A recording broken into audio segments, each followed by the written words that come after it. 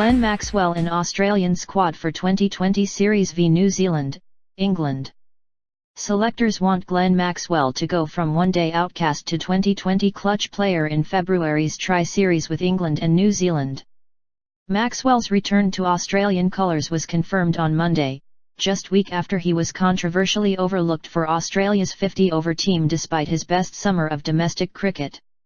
Aside from the inclusion of stand-in captain David Warner, the squad is a virtually Big Bash All-Stars team with the rest of Australia's Test representatives heading to South Africa to prepare for March's 4-match series.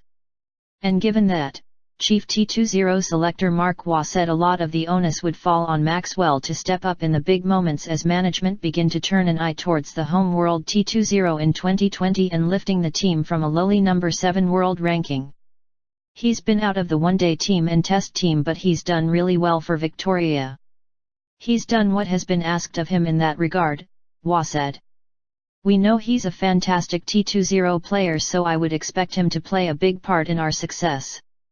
We need some players like that to step up and win us some games and win those pressure moments in T20 games because we haven't had that for quite a while. We've been missing that ability with the bat and ball under pressure to win a game. Maxwell's training was put under the spotlight by Steve Smith when he was not selected for the England one-day series, but selectors skirted around questions on the matter on Monday. Instead, they chose to focus on building an Australian T20 unit that can perform on the big stage. Hobart excitement machine Darcy Short is in line to make his international debut, as is Sydney Sixers quick bend Wars Hughes, while Adelaide wicket-keeper Alex Carey is set to pick up his maiden T20 cap. Short reminds me of David Warner a bit with his clean ball striking, Waugh said of the BBL's leading run scorer. He has that X factor, he can bowl as well. He's got good left arm wristies as well. He's the sort of player we want to keep coming through. We've got to keep regenerating our squad, he's the type of player who can do that.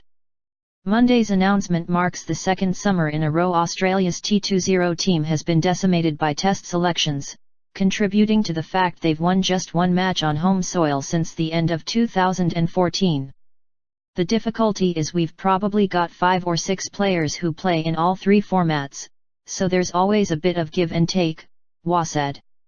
Although this team is probably not a full strength, I think it's a great opportunity for some players to show how good they are. We're going to need a squad, a good depth, to be a force in T20 cricket.